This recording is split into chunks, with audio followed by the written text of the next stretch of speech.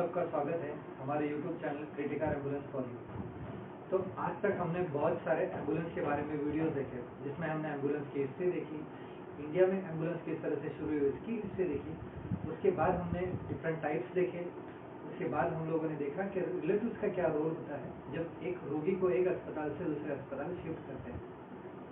दोस्तों, अगर आप में से किसी ने ये वीडियोस देखे नहीं है तो कृपया करके हमारे चैनल को विजिट कीजिए, वीडियो देखिए और आपके कमेंट दीजिए।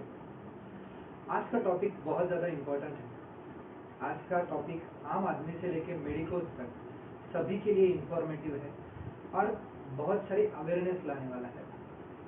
हम लोग न्यूमोनिया का पेशेंट जब एक अस्पताल से दूसरे अस्पताल में शिफ्ट करते हैं तो उसके लिए हम लोग क्या प्रिपरेशन करते हैं, किस तरह से मैनेज करते हैं, शिफ्ट कैसे करते हैं, ये सभी चीज़ें आज वीडियो में हम लोग शेयर करेंगे। तो शुरू करते हैं। आज का सबसे बड़ा टॉपिक है न्यूमोनिया पेशेंट। हम लोगों ने पीछे 2-3 कोरोना के वेव्स देखे जिसमें न्यूमोनिया सबसे ज़्यादा कॉम्प्लिकेटेड होता था, और ऐसे न्यूमोनिया के पेशेंट जब हम शिफ्ट करते थे तो बहुत सारे लोगों को बहुत चीज़ें आज पता चल चुकी है।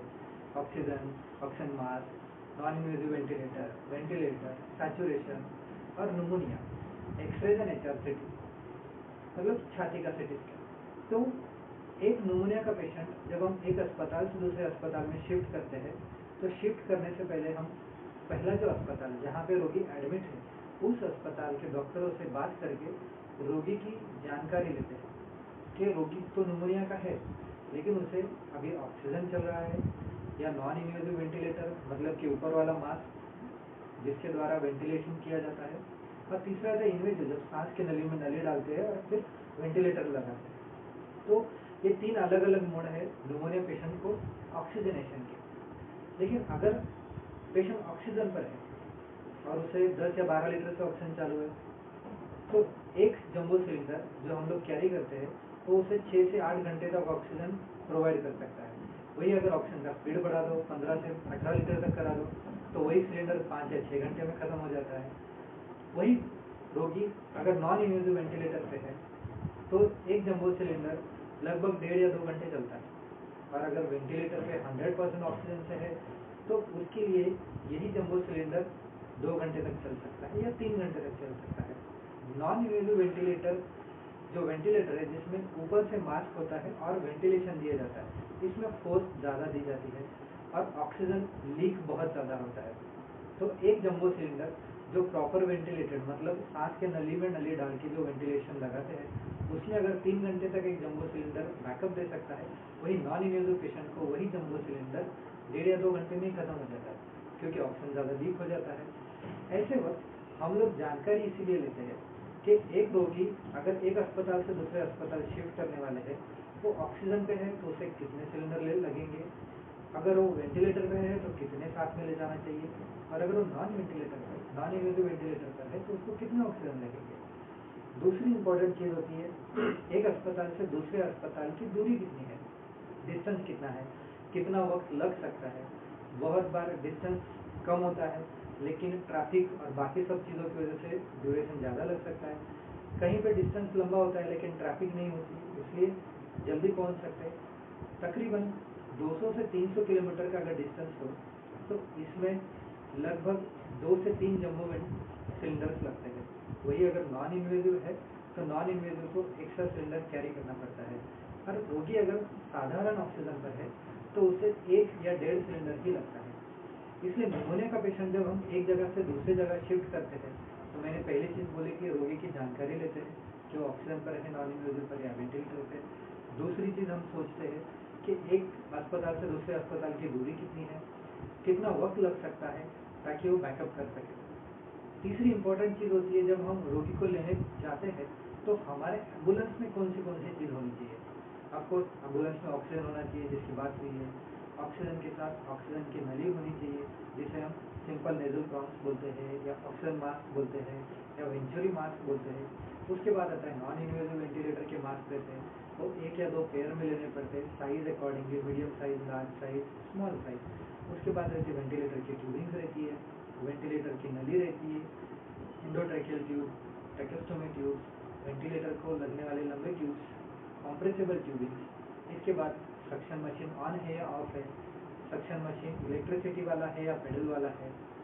इसके बाद मेडिकेशन, बहुत सारे रोगी के एयरवे छोटे हो सकते हैं, इमरजेंसी कॉम्प्लिकेशंस हो सकते हैं। ऐसे वक्त नेजोफैरिंजियल एयरवेज, ओरोफैरिंजियल एयरवेज, इस तरह की सब इक्विपमेंट्स ABCD करके हम लोग चेक करते हैं और उसके बाद हम लोग एक अस्पताल से दूसरे अस्पताल रोगी को लेने के लिए पहुंचते हैं।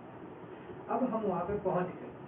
पहुंचने के बाद रोगी का जायजा लिया जाता है कि उसे कितना ऑक्सीजन चल रहा है, वेंटिलेटर पर है तो वेंटिलेटर पे मोड कौन सा है, वेंटिलेटर मोड पे अगर 100% ऑक्सीजन चल रहा है तो उसको कितना सैचुरेशन उसके शरीर में रह रहा है। ये सब चीज देखने के बाद ये ऑक्सीजनेशन की वजह से या न्यूमोनिया की वजह से बाकी कोई सिस्टम, मतलब किडनी में कोई इंजरी हो चुकी है, यूरिन कम आ रहा है या ब्लड प्रेशर कम हो गया है, उसके लिए कुछ दवाई लगी है, ये सब अगर न्यूमोनिया की वजह से होने वाले कॉम्प्लिकेशन साथ में है तो ये सभी चीज़ों का हम लोग रिलेटिव्स के साथ डिस्कशन करते हैं। रिलेटिव्स को एक्चुअल कंडीशन एक्सप्लेन करते हैं कि आपके रोगी को न्यूमोनिया तो है, उसके साथ ये चीज़ें हैं, इतनी सारी कॉम्प्लिकेशन है।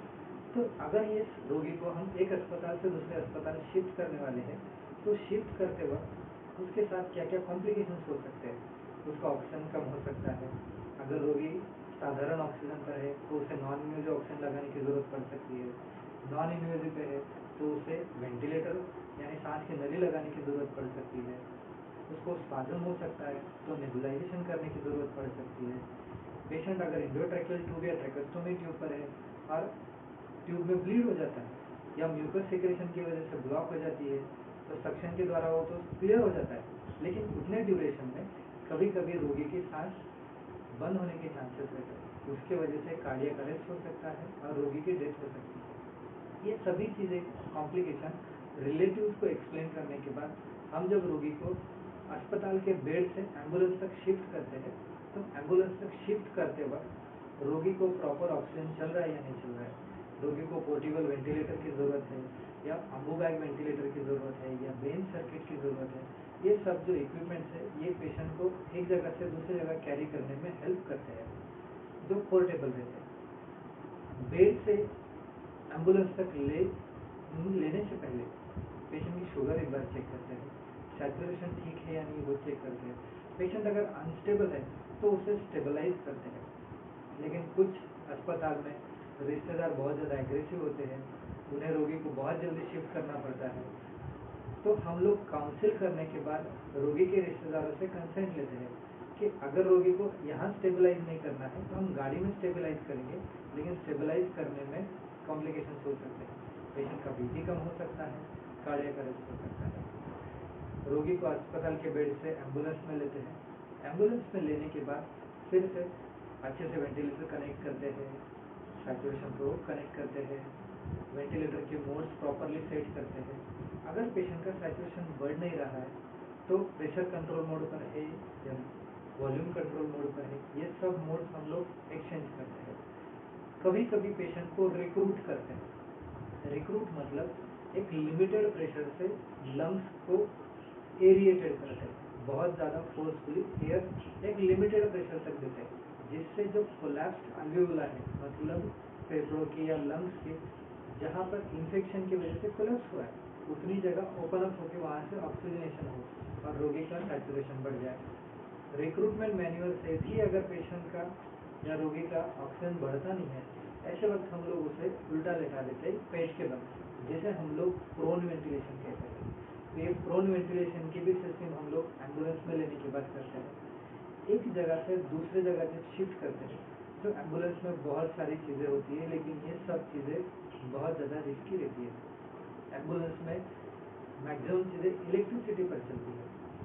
गलती से इलेक्ट्रिसिटी कोलैप्स हो जाए, ऐसे वक्त ट्रबल शूटिंग काम में लाना पड़ता है।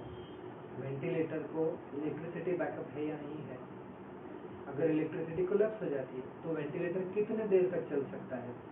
अगर वेंटिलेटर ही बंद हो जाता है, एक इंस्ट्रूमेंट है, इंस्ट्रूमेंट की कोई गारंटी नहीं दे सकता, कोई टेक्निकल बिगाड़ हो जाता है या कुछ गड़बड़ हो जाती है जिसकी वजह से वेंटिलेटर स्टक हो गया, ऐसे वक्त पे आपको वेन सर्किट और अम्बू वेंटिलेशन से रोगी को वेंटिलेट करना होता है।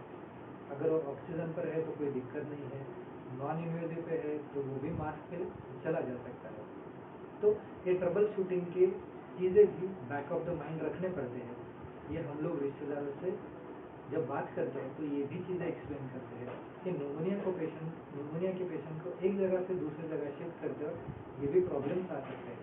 रोगी को प्रॉब्लम्स आ सकता है, लेकिन रोगी के साथ जो सिस्टम है उस सिस्टम को अगर प्रॉब्लम आता है तो उसके लिए भी हम लोगों को बैकअप साथ में रखना पड़ता है। तो दोस्तों, हम लोग एक वीडियो देखेंगे जहाँ पे मैं एक रोगी को अस्पताल से दूसरे अस्पताल शिफ्ट करा, जहाँ पे अस्पताल में रोगी का सैचुरेशन 67 से 68 है। रोगी के रिलेटिव से बहुत ज़्यादा रिक्वेस्ट की कि रोगी को यहीं पे स्टेबलाइज करेंगे, लेकिन रिलेटिव रेडी नहीं है। उन्होंने कहा है कि हमें अभी शिफ्ट करना है, जो होगा वो देखा जाएगा। हमारे पेशेंट की डेथ भी होती है तो चलेगा, क्योंकि हम अगर अगले अस्पताल जल्दी पहुंच जाएंगे तो शायद से वहाँ पे उसकी ट्रीटमेंट होगी। तो रोगी को मैं बेड से हमारे एम्बुलेंस तक लाता हूँ। एम्बुलेंस में लेने के बाद उसे स्टेबलाइज करने के लिए 5 से 10 मिनट लेता हूँ।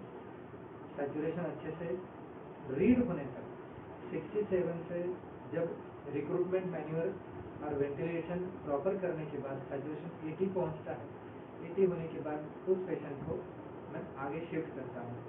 हर 10 से 15 मिनट के बाद रोगी का सैचुरेशन बढ़ते बढ़ते जब रोगी को 4.5 घंटे के बाद मैं दूसरे अस्पताल में छोड़ता हूँ तो वहाँ पे रोगी का सैचुरेशन 97% तक चला जाता है।